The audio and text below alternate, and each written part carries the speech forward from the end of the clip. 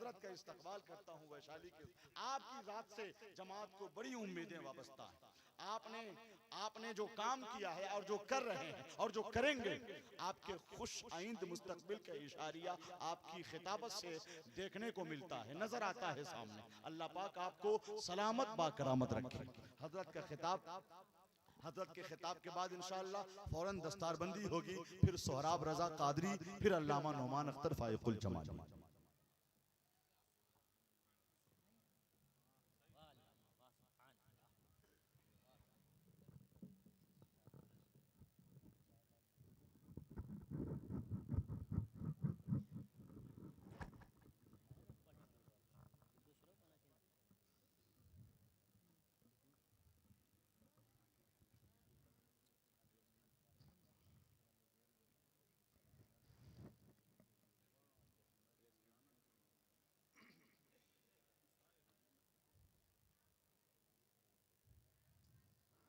अस्सलामु अलैकुम वरहमतुल्लाहि वबरकातुहू।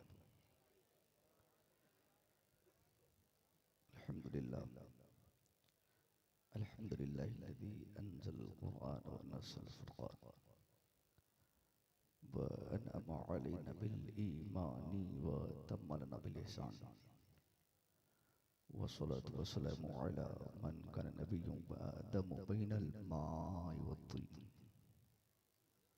व अला आलिहि व अस्हाबिहि अजमईन अम्मा बअद। फ़अऊज़ु बिल्लाहि मिनश शैतानिर रजीम। बिस्मिल्लाहिर रहमानिर रहीम। अर्रहमान अल्लमल क़ुरआन खलक़ल इंसान अल्लमहुल बयान। सदक़ल्लाहुल अज़ीम। दुरूद शरीफ पढ़ें। अल्लाहुम्मा सल्लि अला सय्यिदना शफ़ीना नबीना मुहम्मदिन बारिक वसल्लिम सलातु व सलाम अलैका या रसूलल्लाह सल्लल्लाहु अलैहि वसल्लम। काफ़ी दिनों के बाद किसी ऐसे जलसे में शिरकत की सादत हो रही है जो जलसा बा मकसद बा ज़रूरत है। जलसे हमारे इलाके में बहुत होते हैं, न जाने किन किन शहरों से हम अपने उलमा को बुलाते हैं। सारी बातें तय होती हैं, कब आना है, कब जाना है, कब उतरना है, कितना लेना है, कितना देना है। वो अलग अलग मैटर है, उनके अपने मामलात हैं। मगर हम जलसा कराने वाले ये भूल जाते हैं कि हमें उनसे क्या करवाना है।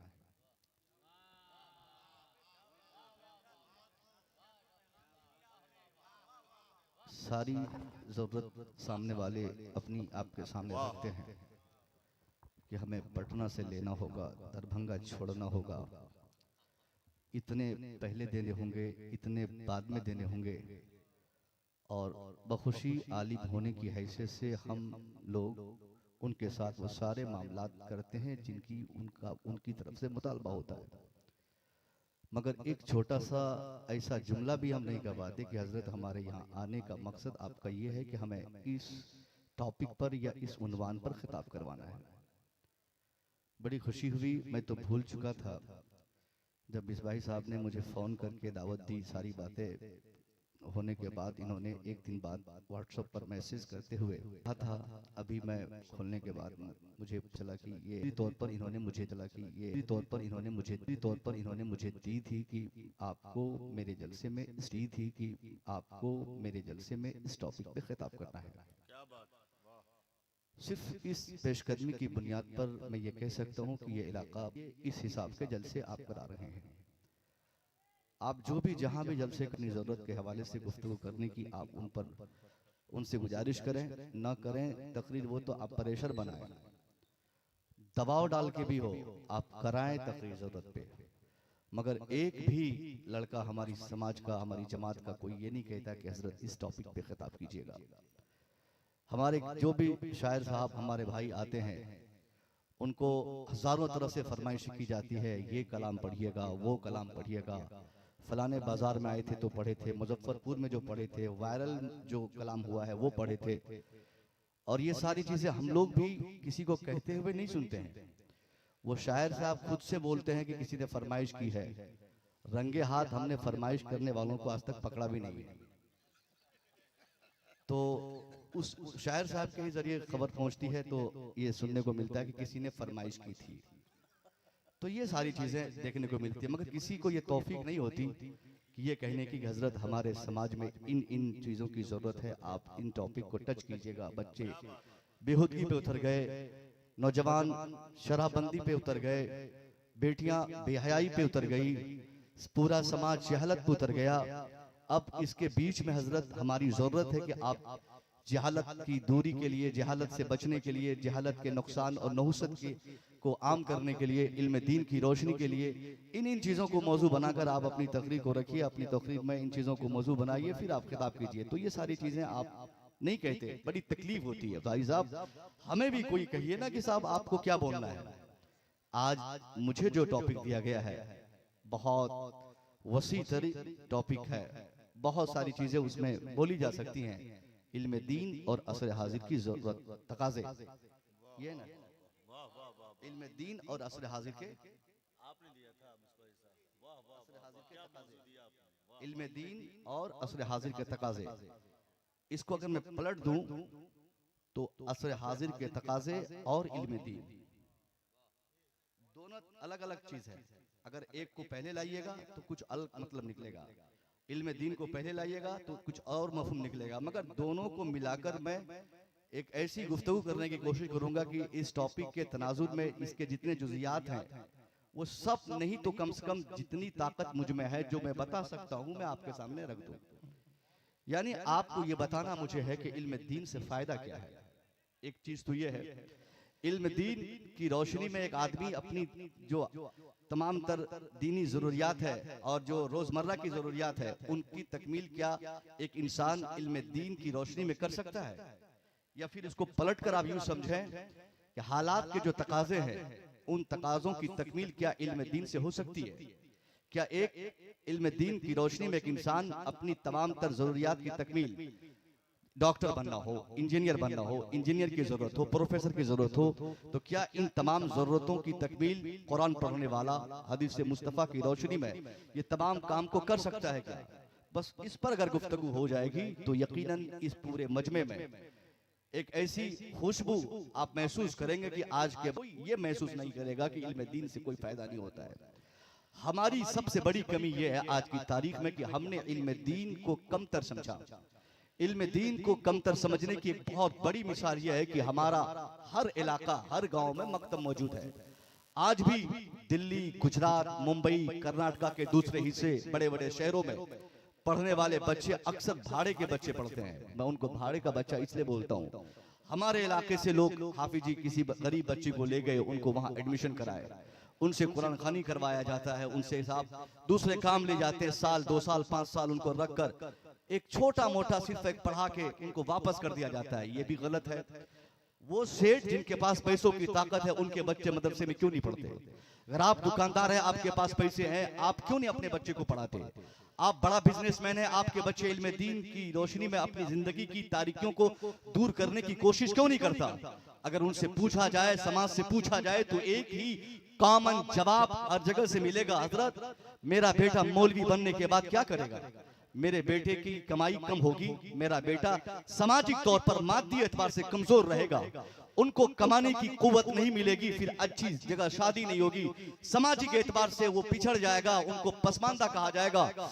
इसलिए मैंने अपने बच्चे को मदरसे में नहीं डालकर स्कूल और कॉलेज में डाला, ताकि मेरा बेटा शानदार डॉक्टर बने, एक अच्छा इंजीनियर बने, ज्यादा पैसा कमाए, उसके बाद कमाई होगी, घर बनेगा, कार आएगी, बेचैनी खत्म होगी, तमाम तरह की जरूरियात की तकमील होगी। मैं कहता हूं साहब, आपको किसने ये कह दिया कि जो आलिम बनता है वो पैसा नहीं कमाता? मेरी बात बहुत, चूंकि मैं बहुत हालात से जुड़कर और आम फहम जबान में और ऐसी तफहीम की कोशिश करूंगा कि आप समझ लें। हालांकि मैं चाहूं तो इल्मी गोशे से आपको इसको टच कराते हुए इस टॉपिक का मैं हक अदा करने की कोशिश करूंगा, मगर नहीं, इस टॉपिक का हक मैं तब अदा करूंगा कि इस टॉपिक के तनाजुर में आपको सारी बातें समझ में आ जाए। आपने पढ़ना इसलिए अपने बच्चों को पढ़ाना छोड़ा मदरसे में। आपने देखा कि मौलवियों की तनख्वाह 10,000 रुपया से ज्यादा नहीं है। मेरा बेटा भी मौलवी बनेगा, 10 से अधिक नहीं कमा पाएगा। इसलिए हमने ये फैसला कर लिया कि बेटा मौलवी मत बन, तू डॉक्टर बन जा। बेटा तू आलिम मत बन, तू इंजीनियर बन जा। तू इंजीनियर बनेगा, तू 50,000 रुपया महीना कमाएगा। बहुत हद तक अगर सामाजिक तौर पर मैं कह सकता हूं कि ये भी सोच ठीक है। आपने पैसा कमाने ही के लिए सही अपने बच्चों को मदरसे से हटाकर स्कूल और कॉलेज में डाला। आज इस मदरसे के दस्तारबंदी के जलसे से मैं अगर आपसे ये कहूं कि आपने अपने बेटे को मदरसे में नहीं पढ़ाया थोड़ी देर के लिए, कोई शिकायत नहीं।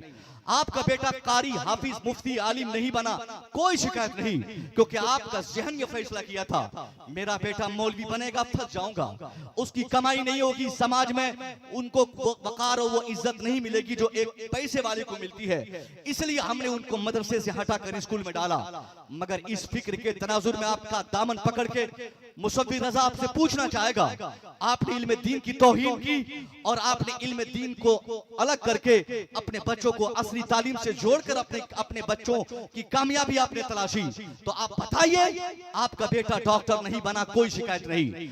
आपका बेटा आलिम नहीं बना, कोई शिकायत नहीं। आपका बेटा मुफ्ती नहीं बना, कोई कंप्लेंट नहीं। आपने अपने बच्चे को हाफिज कुरान नहीं बनाया, कोई गिला शिकवा आपसे नहीं। मगर एक बात दामन पकड़ के आपके उलमा आपसे पूछ सकते हैं, तो आप बताइए। पूछेंगे तो आपको बताना होगा कि आपने अपने बेटे को आलिम नहीं बनाया तो आपने अपने बेटे को डॉक्टर क्यों नहीं बनाया, आपने अपने बेटे को इंजीनियर क्यों नहीं बनाया, आपने अपने बेटे को प्रोफेसर क्यों नहीं बनाया, क्यों नहीं आपके बच्चे प्रोफेसर बने। इतना बड़ा मजमा है, अगर मैं सवाल करूं कि इसमें कितने उलमा है तो 2-4 नाम तो सामने आएंगे। मगर अगर मैं IAS की बात करूं, IPS की बात करूं, डॉक्टर की बात करूं, इंजीनियर की बात करूं, नहीं साहब, पूरा मदरसा खाली हो गया। स्कूलों में बच्चे भरे हैं, सीटें फुल है, 1-1 लाख रुपया देकर एडमिशन कराने के लिए भी नंबर लगाना पड़ता है कि मेरा एडमिशन, मेरे बच्चे का एडमिशन कीजिए। फिर भी स्कूल में LKG नर्सरी में एडमिशन कराने के बाद वही बच्चा मास्टर डिग्री तक जाते जाते न जाने किन किन चेहतों से वो गलत कर बैठता है। बहुत हद तक 100% बच्चे अगर LKG में एडमिशन लेते हैं तो वही बच्चे मैट्रिक तक आते आते 80%, इंटरमीडिएट तक 50%, मास्टर डिग्री तक 30%। उसके बाद साहब आला तालीम की तरफ जाइए तो सिर्फ 2 और 1% बच्चे हमारे बचते हैं। कहीं न कहीं हमने इल्म के हुसूलियाबी के लिए हमने इल्म को धोखा दिया। हमने पहले तो ये समझा और यही समझ हमारी गलती थी कि इल्म दीन से बहुत बड़ा फायदा हमारा नहीं होने को है।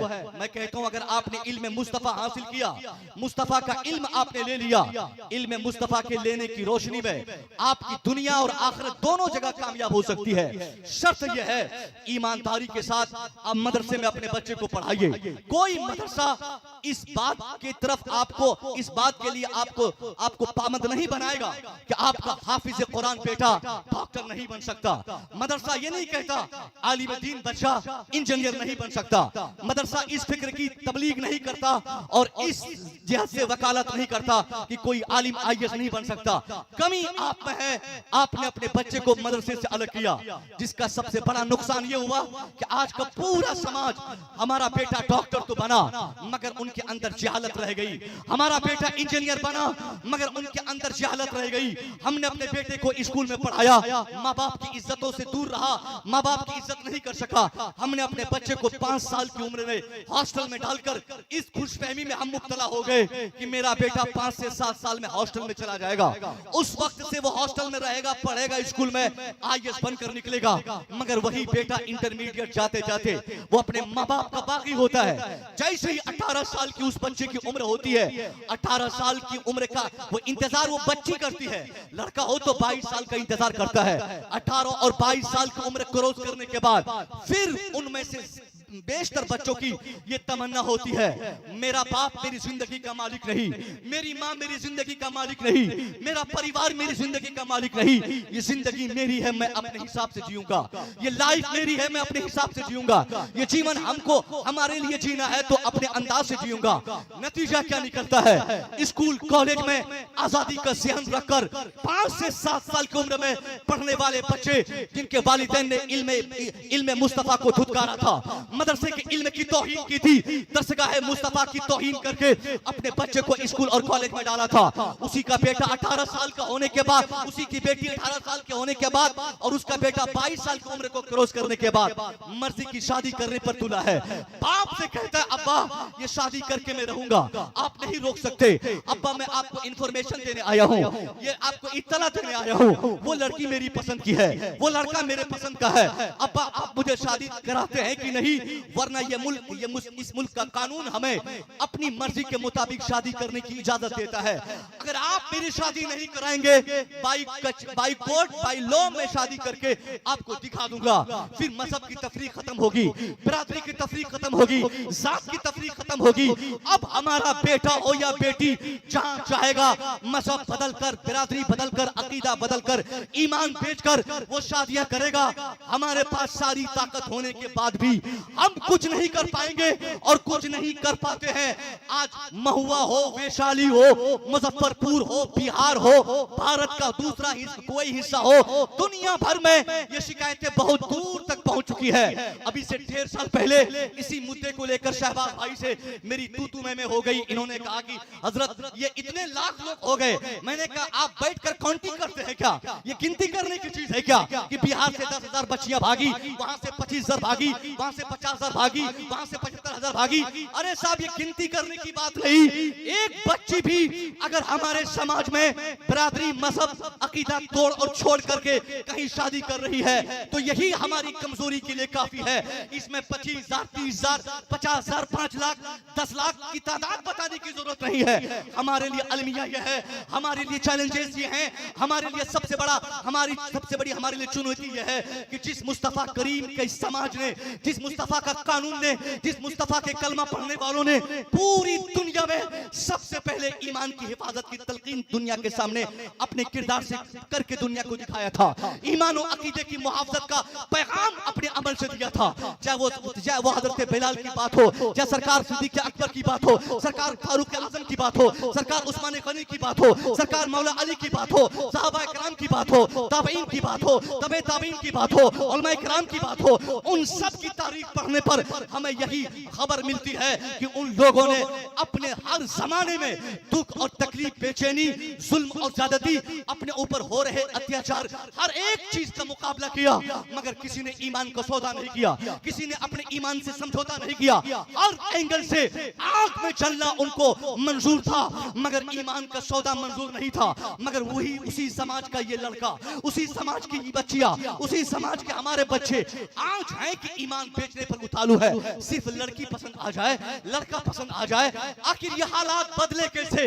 ये हालात बदलने की एक सबसे बड़ी वजह ये थी कि हमने अपने बच्चों को इल्म दीन से दूर रखा। हमारे बच्चों ने कुरान की तालीमात से अपने सीनों को रोशन नहीं किया, जिसकी बुनियाद पर उसके पास नॉलेज आ गए, हालात जीने का इल्म तो ले लिया, मगर दुनिया और आखिरत दोनों जगहों की कामयाबी का इल्म वो ना ले सका। इसलिए इंटर पढ़ने वाला बेटा ईमान बेच रहा है, मैट्रिक पढ़ने वाली बेटी अकीदा बेच रही है, ये हमारा डॉक्टर बच्चा ईमान बेच रहा है। क्या होता है सऊदी अरबिया से 2 साल कमा के आने वाला हमारा बेटा, उनकी बुकराती देख लीजिए, बड़ा बड़ा मुफ्ती उनके सामने फेल, मुफ्ती साहब कुछ और कहेंगे, वो कुछ और कहेगा। 10 दिन किसी बदअकीदे की झुरमुट में अगर हमारा बेटा रह जाए, फिर उनकी बदअकीदगी किस तरह जाहिर होती है। इसलिए हमारे उलमा और खास तौर पे हमारा मसलक और हमारे मसलक के तमाम जिम्मेदार उलमा की इस दौरे जदीद में और इस सदी और इस दशक में सबसे बड़ी हमारे उलमा की हम कोशिश है कि हमारे बच्चों में सुलह कुल्लियत न आए।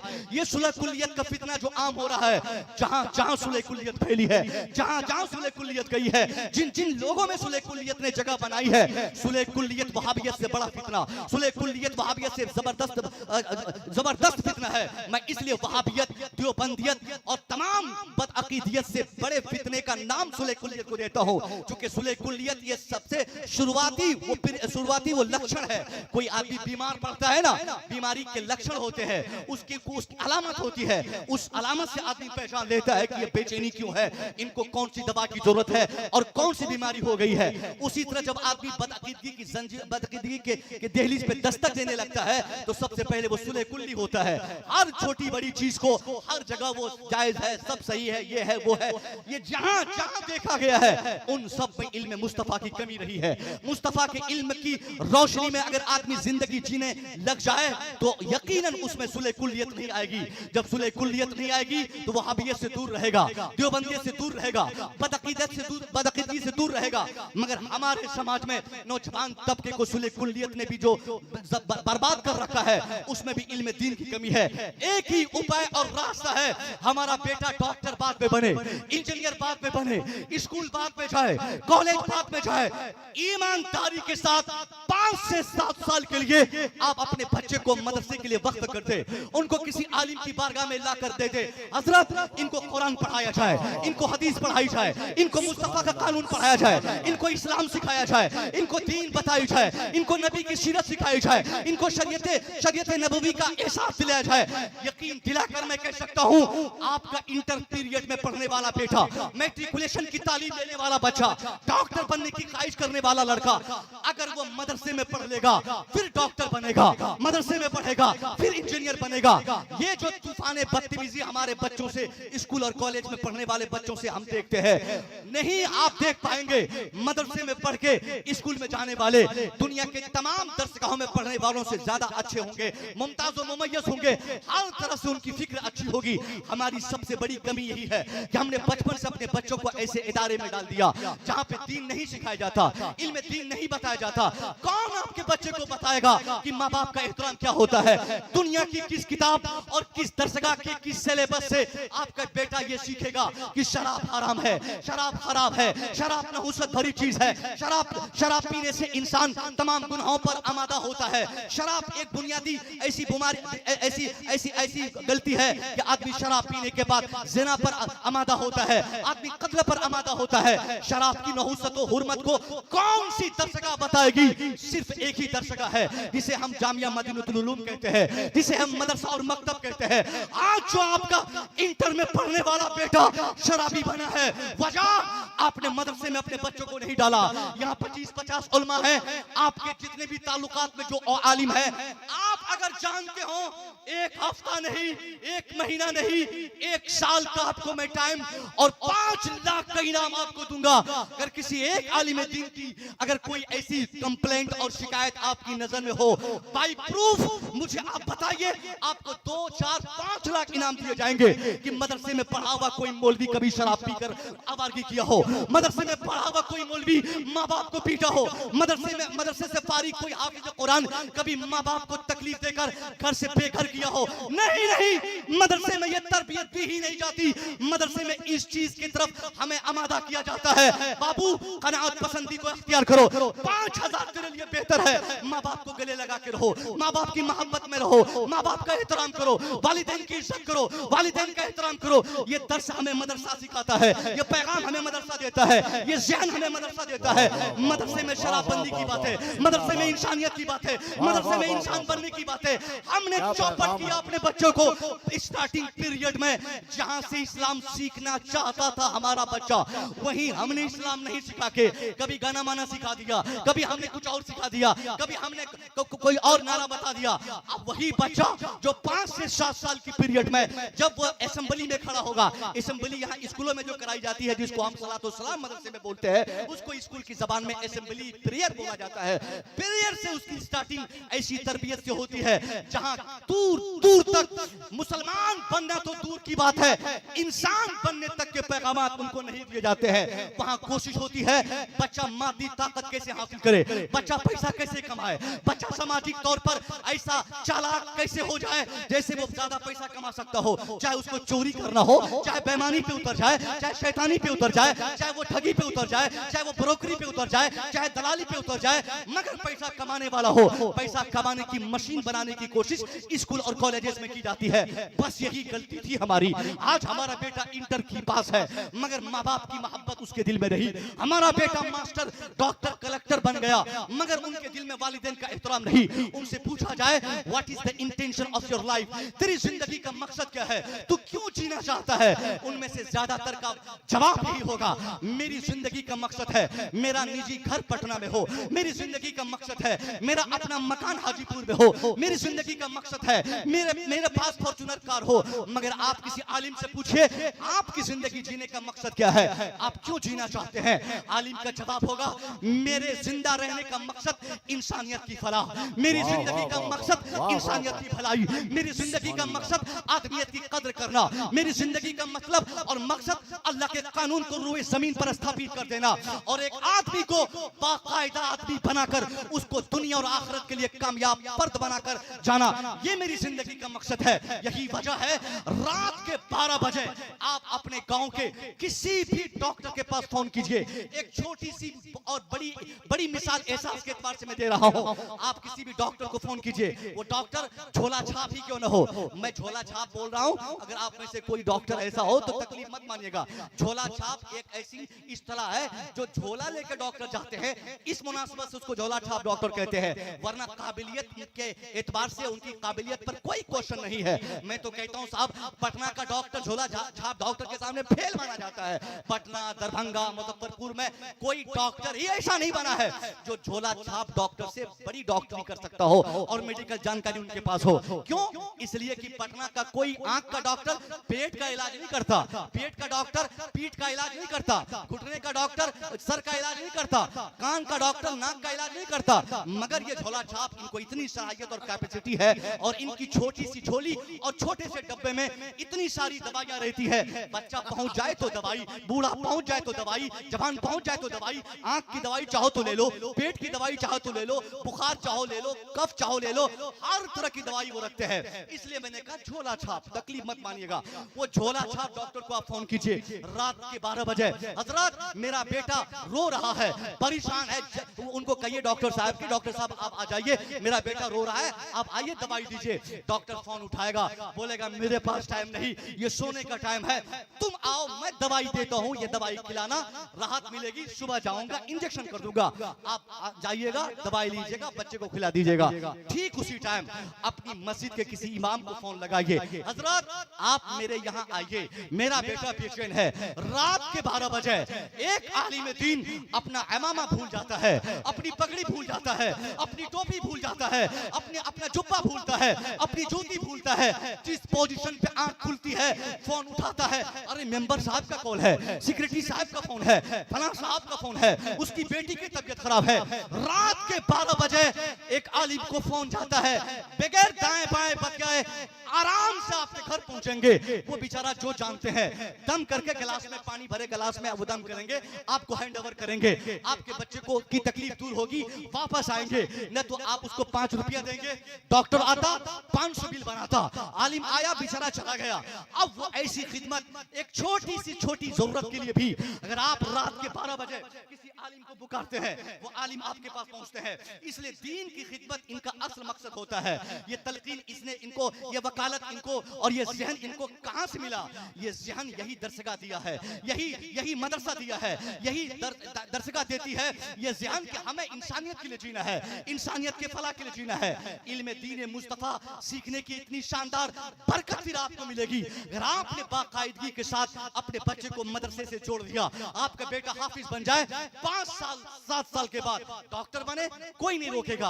आज जो डॉक्टरों में चोरी की नहुसत, बेईमानी की नहुसत, झूठ बोलने की आदत, इंजीनियर, डॉक्टर, IAS, IPS, उसकी फेहरिस्त तैयार कीजिए, गूगल से पूछिए, जितने भ्रष्टाचारी की फेहरिस्त आप तैयार करेंगे उसमें से 99% लोग ऐसे मिलेंगे जो हाईली क्वालिफाइड है, बहुत ज्यादा पढ़े लिखे हैं। उनमें से किसी के पास मास्टर की डिग्री मिलेगी, किसी को साहब MBBS की डिग्री मिलेगी, किसी के पास MD की डिग्री होगी, मुजफ्फरपुर, हाजीपुर, पटना, आपका वैशाली का कोई इलाका हिंदुस्तान में कहीं भी आप डॉक्टर के पास चले जाइए, 99% डॉक्टर आज झूठ के सहारे से अपनी दुकान चमका रहा है। झूठ के सहारे से वो अपनी डॉक्टरी की दुकान चमकाता है। पूछने की बात यह है, उनके पास क्या है? इल्म की कमी है क्या? नहीं, वो एमडी है, वो एफआरसीएस किया हुआ है, वो स्पेशलिस्ट है। उसने एक बॉडी पर रिसर्च किया है। किसी ने आंख पर तहकीक की, किसी ने पेट पे तहकीक की, किसी ने गुर्दे पे तहकीक की, यहाँ तक के बाल के डॉक्टर भी, खाल के डॉक्टर भी, चमड़ी के स्पेशल डॉक्टर भी मौजूद रहते हैं।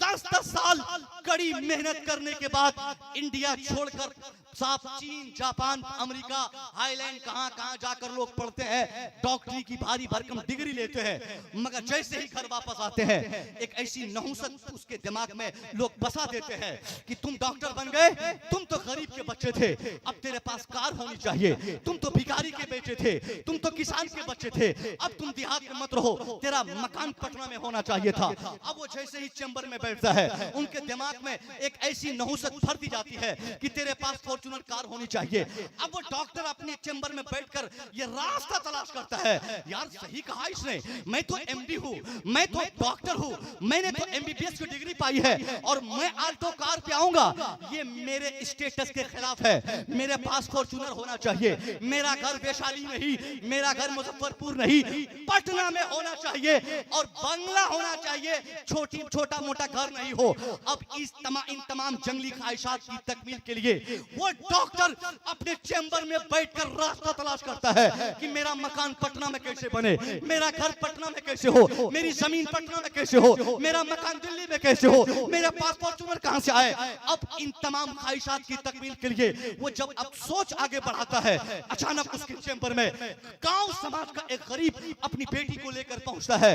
बाबा, डॉक्टर साहब ये मेरी बेटी है, डॉक्टर साहब ये मेरी बीवी है, देखिए हमल के पीरियड कंप्लीट हो गए, 9 महीने पूरे हो गए हैं, पेट में शदीद दर्द है, कोई दवाई ऐसी दीजिए कि आसानी से बच्चा पैदा हो जाए। डॉक्टर उस खातून का मुआयना करता है, उसका इन्वेस्टिगेशन करता है, सर से पांव तक उसको देखने के बाद वो सोचता है, हाँ इस खातून को कोई बड़ी प्रॉब्लम नहीं, मैं चाहूं ये छोटी सी दवाई देकर आराम से नॉर्मल डिलीवरी करवा सकता हूं, मगर अगर नॉर्मल तरीके से बच्चे पैदा हो गए तो फॉर्च्यूनर कहां से आएगी, मकान कहां से बनेगा, बड़ी दुकान कहां से आएगी, खेती कैसे बढ़ेगी, जमीन कैसे आगे आएगी, पटना में मकान कैसे बनेगा, तरह तरह की ख्वाहिशात की तकमील कैसे होगी। अब वो अपना जहन आगे बढ़ाकर शैतानी हरकत पर आमादा होते हुए उस गरीब को धमका कर कहता है, देखता क्या है, भाग जल्दी से घर चला जा, जल्दी जमीन बेचकर 50,000 इंतजाम कर, तू नॉर्मल समझता है, बहुत शदीद दर्द है, 5 घंटे का टाइम है, अगर वक्त पर 50,000 तूने जमा नहीं किया, तेरी बेटी मरेगी, तेरी बीवी मरेगी, बच्चा मरेगा, दोनों की जान पे खतरा है, जल्दी घर भाग, 50,000 का इंतजाम कर। अब वो गरीब आदमी घर आता है, जमीन बेचता है, मकान बेचता है, जेवरात बंधक रखता है, सारी जिंदगी की कमाई दांव पे लगाकर 25,000, 50,000, लाख, 2 लाख, 5 लाख जितने डिमांड होते हैं उन डिमांड के मुताबिक उस डॉक्टर की झोली को भरकर कहता है, डॉक्टर बाबू जल्दी से ऑपरेशन कीजिए, जल्दी कोई इंतजाम कीजिए। डॉक्टर अपने चैम्बर में ले जाता है, ऑपरेशन थिएटर में घुसता है और उस कामयाब तरीन खातून का पेट फाड़कर उसकी कामयाब तरीन जिंदगी को हमेशा के लिए वो नाकाम करके रख देता है। 2 लाख कमा लिया, मौत पे दाव देकर बैठ गया फिर किसी और अलग पेशेंट के लिए। यानी ये जो झूठ की दुकान चल रही है, पेशाब के नाम पे पैसा, पखाना के नाम पे पैसा, कौन कमाता है? वही एमबीबीएस डॉक्टर कमाता है, जिसने कभी एक संकल्प लिया था कि मैं इंसान की इंसानियत की खिदमत करूंगा, मैं हमदर्दी से काम लूंगा, मैं ब्रदरहुड और भाईचारा को प्रमोट करूंगा, मगर डॉक्टर बनने के बाद उसकी नीयत बदल गई। 5 रुपया पेशाब जांच करने के रास्ते से बतौर कमीशन अगर कहीं से आना रहे और उसको मालूम हो कि बगैर पेशाब जांच किए मैं दवाई दूं तो ठीक हो सकता है, फिर भी 5 रुपया कमाने के वजह के कारण वो 1,000 रुपया का चूना उस पेशेंट को लगा देता है। नहीं, पेशाब जांच करवाओ, नहीं खून जांच कराना होगा, नहीं ये करना होगा। अब बताइए ये कौन है? क्या वो जाहिल है? नहीं, वो पढ़े लिखे हैं। वो जाहिल नहीं, वो पढ़े लिखे हैं। उनके पास एमबीबीएस की डिग्री है, उनके पास किसी के पास ये इंजीनियरिंग की डिग्री है। आईएएस ऑफिसर का नाम भी बहुत सारी जगहों पे चोरी में, डकैती में, बेईमानी में, ठगी में आया है। ये कौन लोग हैं जो यूपीएससी का एग्जाम पास करते हैं, भारी भरकम डिग्री लेने वाला, पीएचडी करने वाला, या हमारी जमात में भी पीएचडी करने के रुझानात बढ़ गए हैं, हमारे उलमा कर रहे हैं अल्हम्दुलिल्लाह। हमारे भाई साहब जिसको आप नकीब कहते हैं, वो नकीब नहीं, बहुत बड़े आलिम है अल्हम्दुलिल्लाह। मैंने भी कई बार इन्हें मशवरा दिया था और मैंने गुजारिश की थी, मशवरा नहीं दे सकता, मुझसे बड़े हैं, और मेरी गुजारिश पे हजरत ने काम किया। इस वक्त पटना मौलाना आजाद मौलाना मजहरुल हक यूनिवर्सिटी के ये तालिब इल्म भी है, पीएचडी कर रहा है, उलमा भी पीएचडी कर रहा है, मगर हमने कई सारे पीएचडी करने वाले को शराबी पाया है।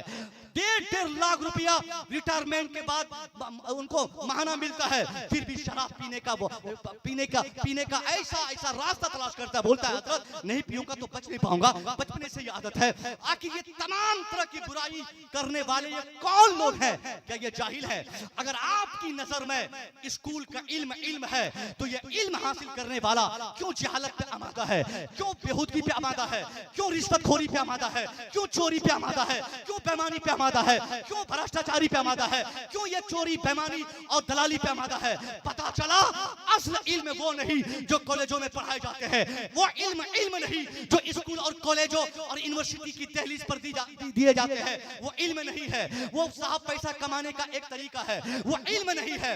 इल्म होता तो इल्म की बुनियाद पर, इल्म हासिल करने की बुनियाद पर कभी उसमें बेहूदगी नहीं आती, बदतमीजी नहीं आती, चोरी नहीं आती। साहिब इल्म बेईमानी नहीं करते, साहिब इल्म चोरी नहीं करते, साहिब इल्म बेहूदगी नहीं करते, साहिब इल्म दलाली नहीं करते। आज स्कूल का पढ़ा अगर ऐसा करता है तो पता चला वो इल्म जिस इल्म की वकालत इस्लाम करता है, इस्लाम के पैगंबर करते हैं, वो इल्म उसने नहीं हासिल किया। इस्लाम के पैगंबर ने जो ज़हन दुनिया को दिया कुरान के हवाले से, कुरान कहता इक़रा इक़रा इक़रा, पढ़ पढ़ पढ़। हमने क्या सोचा? कुरान ने पढ़ने कह दिया, हमने सिर्फ ये ज़हन बनाया कि हमें पढ़ना है। किस तरह पढ़ना है, कहाँ पढ़ना है, क्या पढ़ना है, क्यों पढ़ना है, काहे पढ़ना है, क्या कामयाबी मिलेगी, ये हम देखे बगैर हमने अपने बच्चों को सिर्फ पढ़ने के लिए जिस इदारे में डाल दिया, हमारा बेटा पढ़ा तो सही मगर कामयाब ना हो सका। वजह क्या है? स्कूल में पढ़ाई का इंटेंशन और मतलब कुछ और होता है, मदरसे में जो तालीम दी जाती है इस तालीम का मकसद कुछ और होता है। दुनिया की दूसरी दरसगाहों में तालीम का मकसद इंसान को सामाजिक तौर पे मजबूत करना, मैं अगर मान भी लूं तो बहुत हद तक समाजी मजबूती के रास्ते में इंसान को पहले जानवर बनाना सिखाया जाता है, जानवर बनाया जाता है, उनको पहले बेईमानी करने के तरीके बताए जाते हैं, इसलिए उस तालीम से उसको फायदा नहीं मिलता। मगर कुरान ने जो पढ़ने का निजाम स्थापित किया है वो सिर्फ पढ़ने नहीं कहा। कुरान कहता है इक़रा बिस्मि रब्बिकल लज़ी खलक, पढ़ मगर ऐसे ही मत पढ़, पैसा कमाने मत पढ़, दौलत हासिल करने मत पढ़, कार लेने के लिए मत पढ़, जमीन खरीदने मत पढ़, नौकरी पाने के लिए मत पढ़, जॉब के लिए मत पढ़। कुरान कहता है पढ़, अपने रब के लिए पढ़, अपने रब के खातिर पढ़, पढ़ना हो तो अल्लाह के लिए पढ़, पढ़ना हो तो मालिक के हकीकी के लिए पढ़। कुरान ने जिस नजरिए इल्म की तरफ हमको बावर कराया है और हमारी तलकीन की है, वकालत की है, खुदा की कसम हमारा बेटा जिस दिन अल्लाह के लिए पढ़ेगा, कुरान के लिए पढ़ेगा, अल्लाह के कानून के लिए पढ़ेगा, अल्लाह के बंदों के लिए पढ़ेगा, उस दिन हमारे बेटे का नॉलेज और उनकी पढ़ाई और उनकी तालीम और उनका एजुकेशन उनको न सिर्फ दुनिया में कामयाब करेगी उनकी तालीम, बल्कि दुनिया के साथ साथ आखिरत की भी सारी कामयाबी उन्हीं के लिए होगी। रिसालत दयारे हबीब कॉन्फ्रेंस हजरत अल्लामा डॉक्टर मुफ्ती मुसव्विर रजा साहब मिसबाही। सुभान अल्लाह, सुभान अल्लाह, क्या पैगाम है। यानी आप दूसरे लोग कहते हैं पढ़ने के लिए, स्कूल के मास्टर बोलते हैं कि पढ़ लीजिए पढ़ लीजिए। अब उनसे पूछिए what is the intention of my education, मेरी तालीम का क्या मकसद होगा, हमें क्या बनना चाहिए। दुनिया के लोग बोलेंगे तुम ऐसा डॉक्टर बनोगे जहाँ तेरे पैकेज होंगे 15 लाख रुपया पर ईयर, बनो तेरे पैकेज होंगे 20 लाख रुपया पर ईयर। ये सब पैकेज लेने के लिए, जॉब के लिए, नौकरी के लिए, पैसे कमाने के लिए लोग पढ़ते हैं। ध्यान रहेगा उसी मैदान की हुसूलियाबी की कोशिश वो करेगा। मगर कुरान ने जिस तालीम का नजरिया हमारे सामने रखा वो अल्लाह के लिए पढ़ने का, अल्लाह के नाम से पढ़ने का। अल्लाह के नाम से जब हमारा बेटा पढ़ेगा तो यकीनन उनका इल्म उनको दुनिया और आखिरत दोनों जगह की कामयाबी के लिए काफी होगा। आप भी अपने बच्चों को पहले मदरसे में पढ़ाइए। जब तक आपका बेटा मदरसे में नहीं पढ़ेगा तब तक वो अपने तमाम अपनी तमाम जरूरियात जो हालात आज जिस हालात से हम जूझ रहे हैं, बच्चों में बेहूदगी, बदतमीजी, जो हालात हाजरा का तकाजा है, इन तमाम डिमांड्स और तकाजे की तकमील सिर्फ कुरान और हदीस की रोशनी में हम कर सकते हैं, इल्म मुस्तफ़ा ही कर सकता है। इसलिए आपके बच्चों में जो कमी है, उस कमी की भी दूरी आप इसी रास्ते से तलाश कर सकते हैं।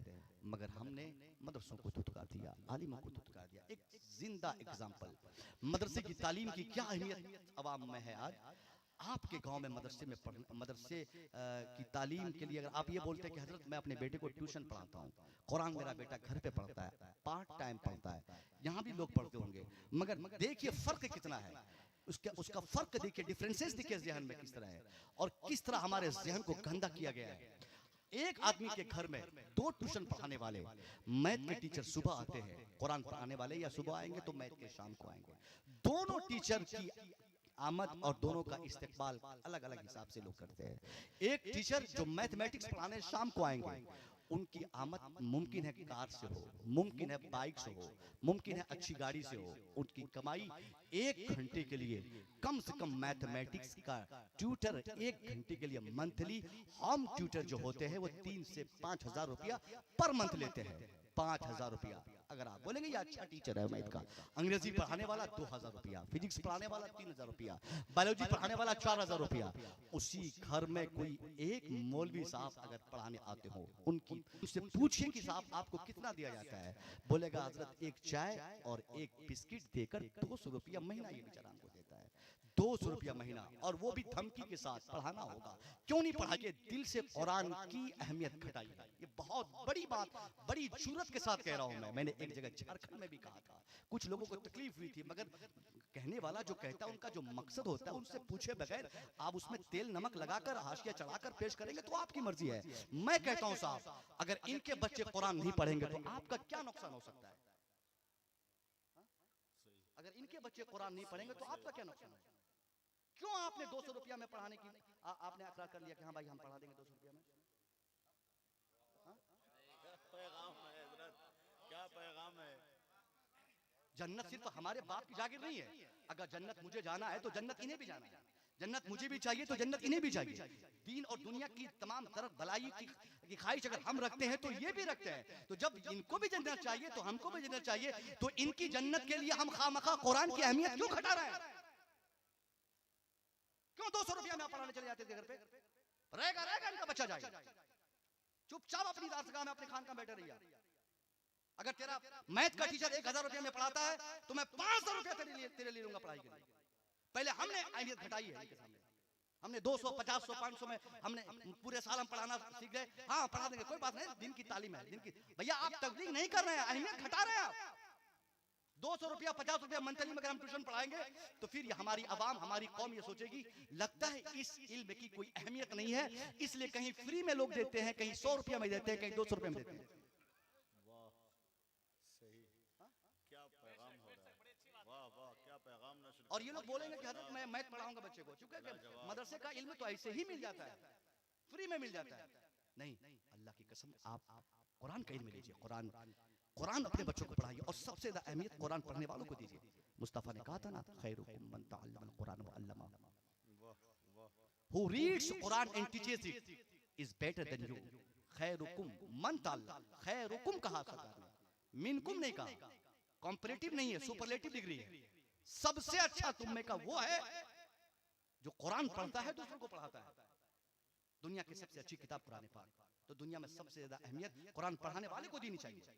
मगर हमने 200 रुपया महीना उसको दिया। ये कुरान की अहमियत घटाना नहीं है तो क्या है? ये इल्म दीन की तौहीन नहीं तो क्या है? इसलिए आपसे मेरी गुजारिश है कि आप बाज़ाब्ता इनसे कहिए कि नहीं, कम से कम 1 रुपया ही सही मैथमेटिक्स पढ़ाने वाले से ज्यादा मैं लूंगा। और मदरसे में जो बच्चे पढ़ने आते हैं, मदरसे में क्या होता है, एडमिशन के नाम पे स्कूल में आप जाइए साहब, कम से कम 1 लाख रुपया आपको अच्छे स्कूल में एडमिशन के नाम पे आपको लगेगा। अभी 1 हफ्ता पहले मैं अपनी अहलिया के साथ किसी स्कूल का मैं विजिट किया कि जाऊं देखूं, एक सुनने को आया कि हाजी साहब का स्कूल है, देखता हूं कितना क्या फीस, कितनी फीस है। इतनी पोटरी खोल दी गई मेरे सामने कि मैं समझ ही नहीं पाया कि कहां कहां से पैसा मांग रहा है। मैं नहीं समझ पाया। लास्ट ईयर मैंने कहा कि आप ये दे दीजिए, मुझे चार्ट दे दीजिए, मैं घर पे जाके आराम से एक हफ्ते में समझूंगा कितने पैसे कहाँ लगने हैं। क्या क्या बोला वो अंग्रेजी में, इतनी फीस उतनी फीस उतनी फीस, एनुअल फीस, ये फीस वो फीस, टाई फीस, ये फीस वो फीस, ये सब करते रहता है सब स्कूल में। अब पहले तो पता कि 22,000 रुपए लगेगा सालाना, फिर जब मैं जोड़ लिया तो पता चला 80,000 बैठ रहा है। तो क्यों बताइए, 80,000 रुपया मेरा बच्चा पढ़ सकता है स्कूल में, और मेरे अंदर ये ताकत है कि मैं 80,000 रुपए अपने बच्चे को देकर स्कूल में पढ़ा सकता हूँ। मगर मेरा दूसरा बेटा अगर मदरसा में पढ़ेगा और मदरसे का कोई आलिम मुझसे कह दे कि हजरत 1,000 रुपया महीना आप दे दीजिए मदरसे में, तो हम फतवा देते हुए कहेंगे कि हजरत मदरसे में पैसा मांग रहे हैं आप, शर्म आनी चाहिए आपको। क्या गजब खिताब हो रहा है, क्या जुर्रतमंदाना खिताब है हजरत। अरे जवाब नहीं है आपका, अरे जवाब नहीं है, जवाब नहीं है। वाह, ये फिक्र हमारी है। नारे रिसालत अल्लामा डॉक्टर मुफ्ती मुसव्विर रजा साहब क़िबला, दयारे हबीब कॉन्फ्रेंस, मदरसा मदीनतुल उलूम महुआ वैशाली, हजरत अल्लामा शाह कसीमुल हक साहब क़िबला। सुभान अल्लाह। हजरत आप मदरसे में पैसा मांग रहे हैं, मंथली मांग रहे हैं? मदरसे की तालीम तो फ्री में दी जाती है। क्यों फ्री में दी जाती है? कहां से मदरसे के बच्चे हवा पी के रहेंगे? औलमा को तनख्वाह नहीं दी जाएगी? मदरसे की दीवार कैसे मजबूत होगी? अब फिर नतीजा क्या निकलेगा? इसकी खराबी क्या है? अगर आप मदरसे में पैसा नहीं देंगे ना, मदरसे में चंदा नहीं देंगे, चंदा का क्या मतलब होता है? चंदा ज़कात को नहीं बोलते हैं। ज़कात तो आपको एट एनी हाउ देना ही है। और कहीं ना कहीं हम लोगों ने भी गलती ये की है कि अवाम को हम लोगों ने ये बताया है कि तुम ज़कात मदरसे में दे दो, ये भी हमारी गलती है। क्या किस किताब में कहा, किसने आपको बताया कि ज़कात मदरसे में दी जाती है? ज़कात तो गरीबों का हक है, मिस्किनों का हक है, मुसाफिरों का हक है, इब्न सबील का हक है। उसी इब्न सबील के रास्ते से हम मदरसे को जोड़कर एक जायज होने की सूरत निकालते हैं कि जायज है, कंपल्सरी नहीं है। जब कोई लेने वाला दूसरा ज़कात का पैसा ना हो तो हम मदरसे में दें। फिर मदरसा चलेगा कैसे? पर्सनल पैसे से, जाती पैसे से। बेटा आपका कुरान पढ़ता है, 5,000 रुपया कुरान शुरू करने के टाइम पे आप मदरसे में दीजिए। एडमिशन करने जाता है, 10,000 रुपया का आप एडमिशन चार्ज आप दे दीजिए। मंथली 2,000 रुपया महीना आप मदरसे के किसी स्टाफ को दे दीजिए। जब तक आप जाती तौर पर ज़कात की दुनिया से अलग होकर पर्सनली अपनी कमाई, खुद की कमाई से आप मदरसा नहीं चलाएंगे, मैं कसम खा के कह सकता हूं, अगर आपका मानना और मुतालबा है कि गांव का सेठ, मास्टर का बेटा, डॉक्टर का भतीजा, हाजी साहब का पोता, बड़े लोगों के खानदान के बड़े लोगों के बच्चे भी हाफिज कुरान बने, तब तक वो बड़े लोगों के बच्चे मदरसे में नहीं आएंगे जब तक हम मदरसों को ज़कात से अलग नहीं कर देंगे।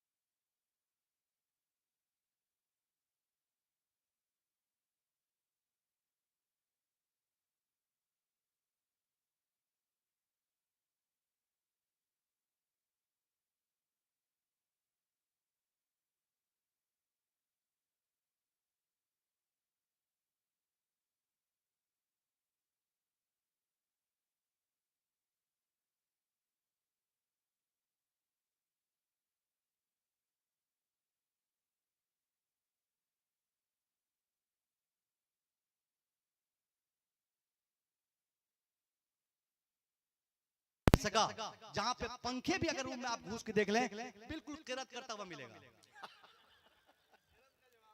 किरत करता हुआ। और ताज्जुब की बात तो यह है, कुत्ता, बिल्ली, छुछंदर, बंदर, हाथी, इन सब वर्ड्स को याद करने वाले बच्चे एसी में रहकर याद कर रहे हैं।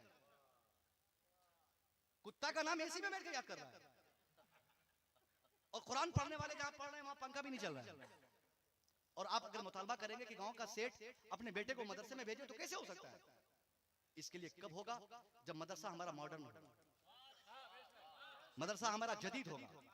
अगर स्कूल और कॉलेजेस में टाइल्स लगे हैं तो मार्केट का सबसे महंगा टाइल्स वो मदरसा में लगने चाहिए। स्कूल और कॉलेज में अगर साफ कूलर लगते हैं तो सबसे महंगी कंपनी की जो एसी मशीन है वो मदरसे के हर रूम में लगने चाहिए। ये जज्बा हमारा हो।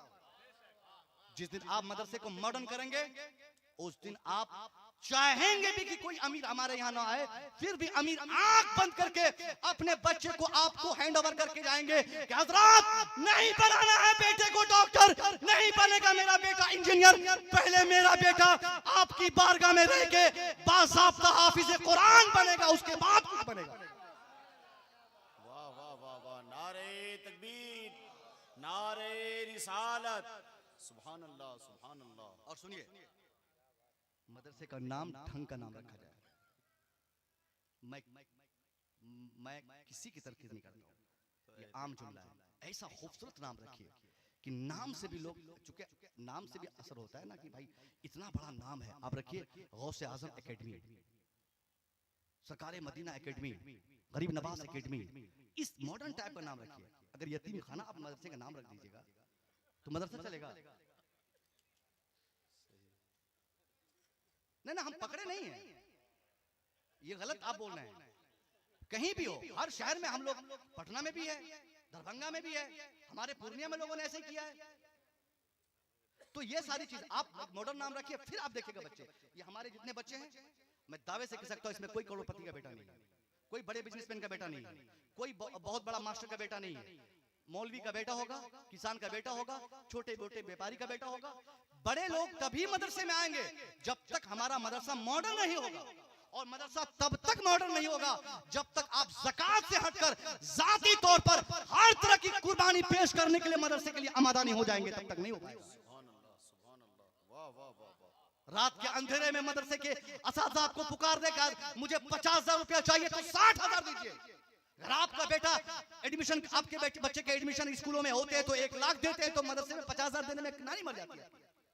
मदरसे में दीजिए, मगर कोई नहीं देता। दस्तारबंदी हो रही है ना, जितने लोगों की हो रही है, इनमें से किसी के वालिद साहब के बारे में मैं बोल सकता हूँ, इनमें से कोई भी ऐसा नहीं हो सकता है जो 50,000 रुपया खुशी से लाके दिया हो कि हजरत आपने मेरे बेटे को हाफिज कुरान बना दिया, ये 50,000 रुपया आपके मदरसे में मैंने डोनेट किया। क्योंकि हमको ज़हन ही नहीं दिया गया ऐसा, हमने ज़हन ही नहीं बनाया ऐसा।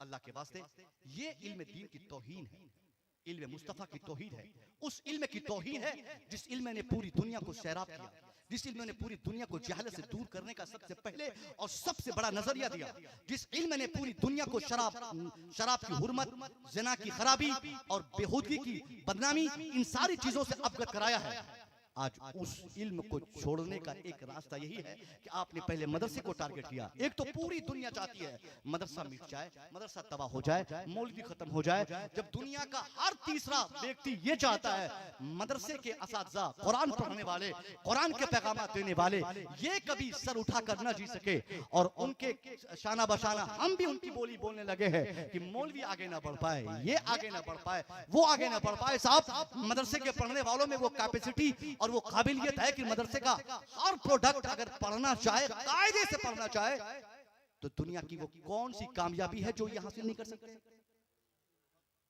ये 14 लड़के जिनकी दस्तारबंदी हो रही है ना, इनके सारे लोग, जिनके गार्जियन यहाँ पे अगर बैठकर मुझे सुन रहे हो, उनसे मेरी गुजारिश है कि अब आपके बच्चों ने पढ़ना सीखा है, पढ़ा नहीं है। हाफिज बनने के बाद आप ये मत समझ लीजिएगा कि मेरा बेटा सिर्फ तरावी पढ़ाएगा साल में एक मरतबा, उसके बाद सिलाई मशीन, वो काम। अरे भैया, अब ये पढ़ने लगा है, अब ये पढ़ना सीखा है, अब इनकी पढ़ाई छोड़ा दीजिएगा। अक्सर ऐसे होता है, हाफिज बना दिया, हमने समझा हमने बहुत बड़ा काम किया। हाफिज बनने के बाद आप ये समझ लीजिए कि अब आपका बेटा जब पूरे कुरान को अपने अंदर पूरे कुरान को याद कर सकता है, अपने सीने को रोशन कर सकता है, तो दुनिया की कोई किताब ऐसी नहीं जिसकी समझ ये नहीं रख सकता है। अब इन बच्चों को आपको चांस देना है, इनको अपॉर्चुनिटीज देनी है, इनको मौके देने हैं कि भाई मेरा बेटा हाफिज बन गया, अब ये मदरसे में और 2-4 साल पढ़ के कुछ और नॉलेज ले ले, उसके बाद फिर स्कूल कॉलेज की तमाम दरसगाहें इनके लिए है। जब तक स्कूल और कॉलेजों में आपके बच्चे नहीं जाएंगे, तब तक इल्म की रोशनी, जो इल्म दीन की रोशनी में जो तकाजे आज हमसे मुतालबात होते हैं कि कोई मौलवी कामयाब नहीं होता, तो मौलवी कैसे कामयाब होगा? हमने मौलवी को कामयाब ही होने नहीं दिया, हमने सिर्फ ये बताया कि कुरान ज्योग्राफिया बताता है, कुरान फिजिक्स से बताता है, कुरान इकोनॉमिक बताता है, कुरान साइंस बताता है, कुरान इतिहास बताता है, कुरान में साइंस की नॉलेज है, कुरान में इकोनॉमिक नॉलेज है। हमने बताया, आप 50 हाफिज कुरान को यहाँ बुलाइए, वो सब बोलेंगे हजरत हाँ कुरान में साइंस का इल्म है, कुरान में फिजिक्स का इल्म है, कुरान में ज्योग्राफिया का इल्म है, कुरान में इतिहास का इल्म है। उनसे कहिए कि कोई एक आयत पढ़ के आप बताइए जिस आयत से आपको पता चला कि ये साइंस की आयत है। कोई एक आयत पढ़ के बताइए हमको। हम सिर्फ कह सकते हैं, बाय प्रूफ नहीं बता सकते हैं। इसका मतलब हमने दावे दे दिए, अब दलील की जरूरत है, और इन दलील की तकमील के लिए हमें चाहिए कि उन्हीं कुरान याद करने वाले बच्चों को हम फिर स्कूल, कॉलेज और यूनिवर्सिटी में भेजें, ताकि हर तरह की कामयाबी हमारे बच्चों को मिले। तो ये दो तरह के तकाजे थे। एक तो समाज का तकाजा यह है कि हर पढ़ने वाला शख्स सामाजिक तौर पर कामयाब हो, हालात का तकाजा यही है ना, हर पढ़ा लिखा शख्स कामयाब हो, उनको माली परेशानी ना हो, उनको मादी परेशानी ना हो, उनको इकोनॉमिकल परेशानी ना हो। क्योंकि जब हम पढ़ाए हैं अपने बच्चे को तो जाहिर सी बात है पढ़ा लिखा आदमी क्यों परेशान रहेगा। जब टेम्पू चलाने वाला 1000 रुपया पर डे कमा सकता है, तो मदरसे में पढ़ाने वाला क्यों 1000, 2000, 5000 में खटेगा। तो इनकी कमाई अच्छी होनी चाहिए। तो इनकी कमाई अच्छी करने के लिए आपको पहले आलिम दीन को फिर आलिम हटाकर इनको स्कूल में डालना है। हर तरह से आपके बच्चे कामयाब होंगे। जब तक मसले इमामत पर खड़ा शख्स, सुन लीजिएगा बड़ी जिम्मेदारी के साथ कह रहा हूं, मसले इमामत पर खड़ा शख्स जब तक वो पैसे वाला, दौलत वाला, पावर वाला, स्टैंड वाला, अवानो अंसार, पूरी जमात, इनफरादी कुव्वत, मादी ताकत, इन सारी चीजों से लैस वो शख्स नहीं होगा, तब तक उनकी बातों पे कोई असर नहीं होगा। और लोगों का यही तकाजा भी है। हारा हुआ मुखिया अगर आपके गांव का कोई हो, हारा हुआ मुखिया, तो मुखिया हारने के बाद भी इतना पावर रखता है कि वो ब्लॉक पहुंच जाए तो सीओ सीआई वीडियो सब कांपने लगता है। अगर वो करोड़पति घर का अगर मुखिया था, अब घर का फर्द है और मुखिया पहले था अब हार गया है, तब भी वो ताकत रखता है। और गरीब आदमी मुखिया बन जाए तो जल्दी बोल ही नहीं पाता है, कांपने लगता है, वो वीडियो से डरता है कि वीडियो साहब कहीं चैम्बर से हमें भगा ना दें। समझ रहे हैं ये क्यों होता है? क्योंकि पैसे की कमी और गुर्बत और परेशानी, माली परेशानी, ये इंसान को टूअर बना देती है, इंसान को कमजोर कर देती है, इंसान को आगे नहीं बढ़ने देती है। इन और गरीब उलमा के अंदर तबलीग की सारी क्वालिटी ऑलरेडी मौजूद रहने के बाद भी इनकी मुलाजमत, इनकी गुर्बत, इनकी माली परेशानी इन चीजों की इजाजत नहीं देती कि ये बेबाक होकर तबलीग करें। इसलिए अब जरूरत इस बात की आ गई है कि हम ऐसे लोगों को भी आलिम बनाकर मसले इमामत पर खड़ा करें, जिनको सामाजिक तौर पर मजबूती है, जो सामाजिक तौर पर मजबूत है, जो अवानो अंसार, जो पावर रखते हैं, जो जमात रखते हैं, जो ताकत रखते हैं, जो पैसे वाले हैं, जो इंपावरमेंट है जिनके पास है, जिनके पास कार है, जो बड़े घर के बेटे हैं। जब करोड़पति का बेटा मस्जिद का इमाम होगा, किसी बड़ी फैक्ट्री के मालिक का बच्चा हमारी मस्जिद का इमाम होगा, वो शराब की हुर्मत बताते हुए एक ऐलान लगाएगा कि आज के बाद कोई भी गांव में हमारा मुक्तदी कोई शराब नहीं पिए। अगर कोई शराब पीकर गांव आएगा मैं डंडे से उसकी पीठ चौड़ी कर दूंगा। अगर ऐलान लगा दे तो उनके वर्चस्व और उनकी चौधराहट, उनके दबदबे और उनके दुरोप की वजह से डर से गांव के शराबी शराब पीना छोड़ देंगे।